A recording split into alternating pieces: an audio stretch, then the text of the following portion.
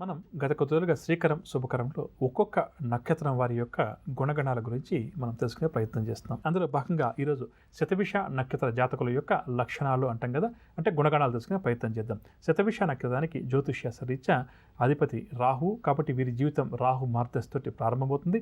4 పాదాలు కూడా కుంభరాశికి సంబంధించినవి, కాబట్టి శతభిష నక్షత్రం వారి మీద జీవితాంతం కూడా రాహు మరియు శని గ్రహాల యొక్క ప్రభావం అధికంగా ఉంటుంది. వీరి జీవితం రాహు మార్గదర్శితోటి ప్రారంభమవుతుంది. శతభిష నక్షత్రానికి అధిదేవత వరుణుడు, రాక్షస గణం ఆదినాడి, యోని విషయానికి వస్తే అశ్వం అంటే గుర్రం యోని అని చెప్పవచ్చు. ఇక వీరి గుణగణాల గురించి మనం ఒకసారి పరిశీలన చేస్తే రాహువు శని ఈ 2 గ్రహాల యొక్క ఆలోచన విధానం కానీ ప్రభావం కానీ దాదాపు ఒకేలా ఉంటుందని చెప్పవచ్చు. ఇక శతభిష నక్షత్ర జాతకులు ప్రధానంగా చెప్పాలంటే ఎదుటి వ్యక్తులకు సమస్యలు ఏవైతే ఉన్నాయో వాటిని తీర్చడంలో వీరికి మంచి నేర్పు ఓర్పు కలిగి ఉంటారని చెప్పవచ్చు.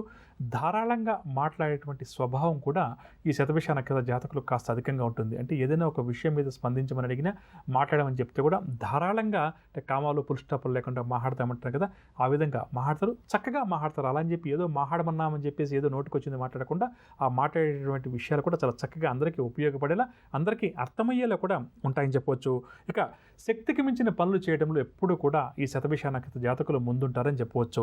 దీనివల్ల ఏంటంటే వీరి జీవితంలో ఇబ్బందులు వాటంతకవే వచ్చి వీరిని ఇబ్బందికి గురి చేస్తుంటాయి.